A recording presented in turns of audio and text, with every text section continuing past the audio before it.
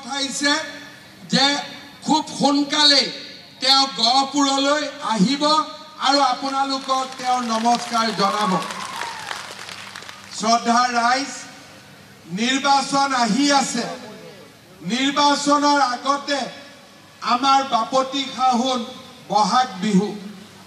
Doctor Bhupen হাজৰিকাই কৈছিল বহাগ মাথো এটি ঋতু নহয়, অসমীয়া জনজীৱনৰ ই আয়ুস ৰেখা।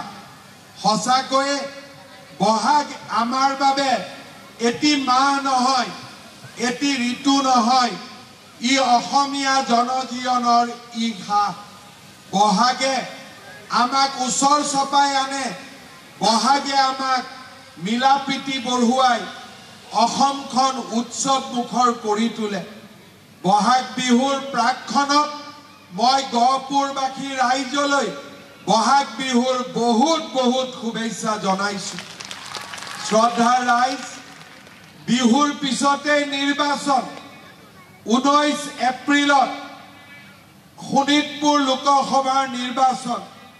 গহপুৰৰ ৰাইজে অসমৰ ৰাইজক দিশা দেখুৱাই, দশা দেখুৱাই স্বাধীনতা সংগ্ৰামৰ দিনৰ পৰা গহপুৰে অসমৰ স্বাভিমানৰ এক প্ৰতীক আৰু গহপুৰে আমাক সদায় ৰাস্তা দেখুৱাইছে, আগুৱাই লৈ গৈছে।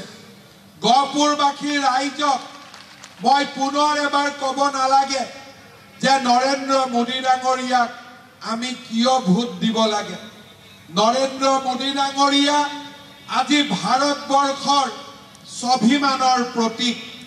সমগ্ৰ বিশ্বত ভাৰতক প্ৰতিষ্ঠা কৰা আৰু ভাৰতক বিশ্বগুৰু বনোৱাৰ দুৰ্বাৰ সংকল্পৰে আজি নৰেন্দ্ৰ মোদী ডাঙৰীয়া আগুৱাই গৈছে।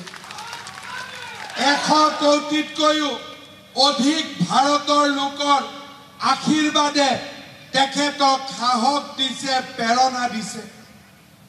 ভগৱান শ্ৰীৰামৰ প্ৰাণ প্ৰতিষ্ঠা হোৱাৰে পৰা আজিলৈকে ভাৰতবৰ্ষত মোদীজীক লৈ মানুহৰ মনত নতুন বিশ্বাস, নতুন উৎসাহ, অমৃতকালৰ সপোন, ভাৰতবৰ্ষত বিশ্বগুৰু বনোৱাৰ সপোন।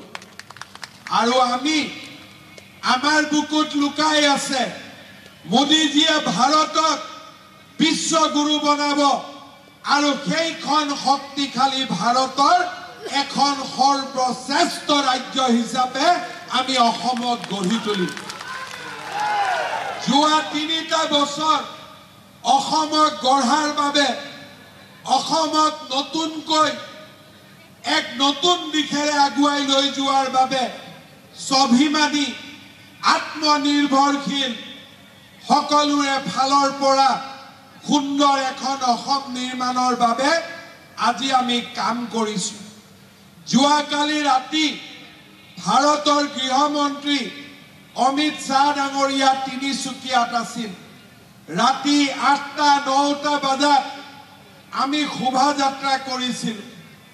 অলপ দেৰিৰ কাৰণেও আমাৰ মনত অহা নাছিল যে এইখন জিলাতেই, এই অবিভক্ত ডিব্ৰুগড়তে এদিন আলফাৰ সেনানায়ক পৰেশ বৰুৱাৰ জন্ম হৈছিল। আমি ভবা নাছিলো যে কৰবাত বোম ফুটিব পাৰে নেকি, কৰবাত গুলি বাৰুদ হ'ব পাৰে বুলি। মানুহৰ মনত আজি সেই দিনবোৰ আঁতৰি গৈছে। আজি কোনো মাতৃয়ে বহাগ বিহুৰ দিনাখন মোৰ ল'ৰাটো ঘৰলৈ কেতিয়া উভতি আহিব বুলি বাট চাব নালাগে। আজি বন্দুকৰ শব্দত কাৰো অসমত আজি ৰাতি নোপোৱাই গুলি বাৰুদ কোনেও আমাৰ সন্তানক বুকুৰ পৰা কাঢ়ি নিনিয়ে।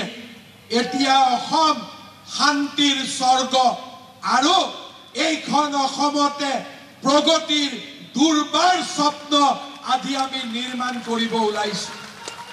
শ্ৰদ্ধাৰ ৰাইজ, অসমলৈ ভাৰতৰ প্ৰধানমন্ত্ৰী 26 বাৰ আহিব পাৰে। সেই প্ৰধানমন্ত্ৰীৰ নাম নৰেন্দ্ৰ মোদী। ভাৰতত বহুত প্ৰধানমন্ত্ৰী আছিলে কোনো প্ৰধানমন্ত্ৰী আজিলৈকে 26 বাৰ অসমলৈ অহা নাই কোনো প্ৰধানমন্ত্ৰীয়ে দিল্লীত গামোচাখন পিন্ধি নলয় কোনো প্ৰধানমন্ত্ৰীয়ে বহাগ বিহু চাবলৈ গুৱাহাটীলৈ অহা নাছিল কোনো প্ৰধানমন্ত্ৰীয়ে কাজিৰঙাত নিশা কটাই আমাৰ গড়ক বিশ্বৰ বুকুত লৈ যোৱাৰ বাবে চেষ্টা কৰা নাছিল কোনো প্ৰধানমন্ত্ৰীয়ে 145 ফুটৰ লাচিতৰ প্ৰতিমা শুভ উদ্বোধন কৰা নাছিল কোনে কৰিছে নৰেন্দ্ৰ মোদী ডাঙৰীয়াই কৰিছে আমাৰ নেতা নৰেন্দ্ৰ মোদী ডাঙৰীয়াই কৰিছে আজি নৰেন্দ্ৰ মোদীৰ বাবে উত্তৰ পূব অষ্টলক্ষ্মী আজি নৰেন্দ্ৰ মোদীৰ বাবে উত্তৰ পূব ভাৰতৰ নিউ ইঞ্জিন অফ গ্ৰোথ এই দিন আমি কেতিয়াও দেখা নাছিল আমাৰ জীৱনকালত আমি কেতিয়াও ভবা নাছিলো যে এইখন অসমত গুলি বাৰুদ নাথাকিব বন্দুক নাথাকিব বন্ধ আন্দোলন পিকেটিং নাথাকিব কেতিয়াও আমি ভবা নাছিলো এনে শান্তি আমাৰ জীৱনকালত আমি দেখা পাম বুলি শ্ৰদ্ধাৰ ৰাইজ নৰেন্দ্ৰ মোদীৰ নেতৃত্বত দেখুৱালো গহপুৰত ৰঞ্জিত দত্ত হৈ এদৰে নিৰ্বাচনী প্ৰচাৰত অংশগ্ৰহণ কৰিছে মুখ্যমন্ত্ৰী ডক্টৰ হিমন্ত বিশ্ব শৰ্মা